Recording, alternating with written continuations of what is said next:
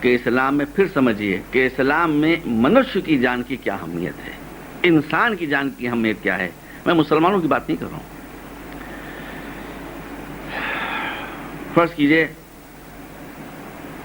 میں لکھنؤ کا رہنے والا اور حج کرنے کے ارادے سے میں گھر سے روانہ ہوا، دوپہر بعد روانہ ہوا تھا. میں نے شکرانے کے طور کے اوپر روزہ بھی رکھ لیا تھا. اور کیا آپ نے ہمارے یہاں ایک چھوٹی سی ندی بہتی ہے، اس کا نام ہے گومتی.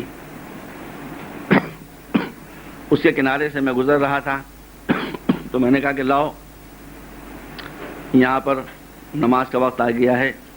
وہیں پر دریا والی مسجد ہے، لکھنؤ کے رہنے والے جانتے ہیں. میں کھڑا ہو گیا دریا کنارے نماز پڑھنے کے لیے. اب دیکھیے ایک ایک عبادت الگ الگ نہیں ہے، ایک ساتھ تین عبادتیں ہیں، ایک ساتھ تین عبادتیں ہیں.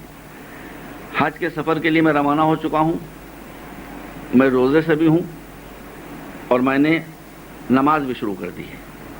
تین عبادتیں ایک ساتھ ہیں، حج بھی ہے، روزہ بھی ہے، نماز بھی ہے.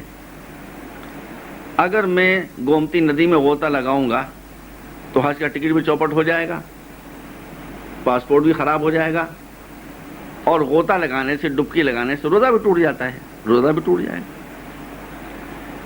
میں نماز پڑھ رہا تھا، میں روزے سے تھا، حج کا ٹکٹ میری جیب میں تھا. دیکھیے تین عبادتیں ایک ساتھ ہیں کہ ندی کے اندر سے کسی ڈوبتے ہوئے آدمی کی آواز آئی، ہائے رام مجھے بچاؤ، ہائے رام بچاؤ.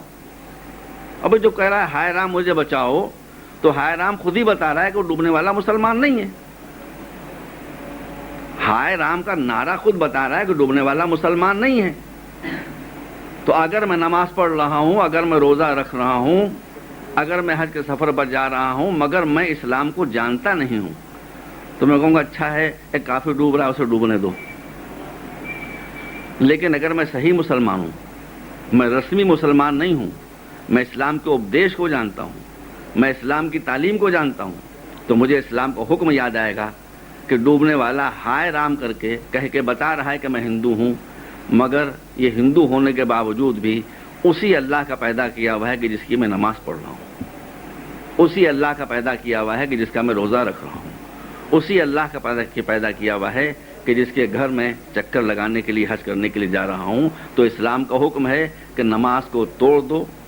اگر تمہیں سوئمنگ آتی ہے تو غوطہ لگاؤ، روزہ جاتا ہے تو جانے دو، حج کا ٹکٹ جاتا ہے تو جانے دو، پاسپورٹ چوپٹ ہوتا ہے تو جانے دو، سب کچھ جانے دو، مگر ایک منشیہ کے پران کو جانے نہ دو، ایک انسان کی جان کو جانے نہ دو.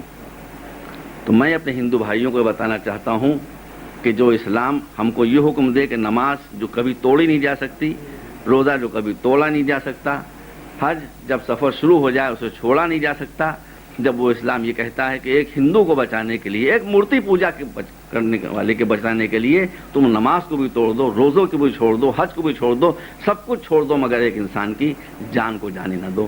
مجھے آپ یہ بتائیں کہ وہ اسلام کیا ایک بے گناہ ہندو کی جان لینے کی اجازت دے سکتا ہے؟ یہ سوال مسلمانوں کے سامنے بھی ہے اور یہ سوال ہمارے ہندو بھائیوں کے سامنے بھی آنا چاہیے.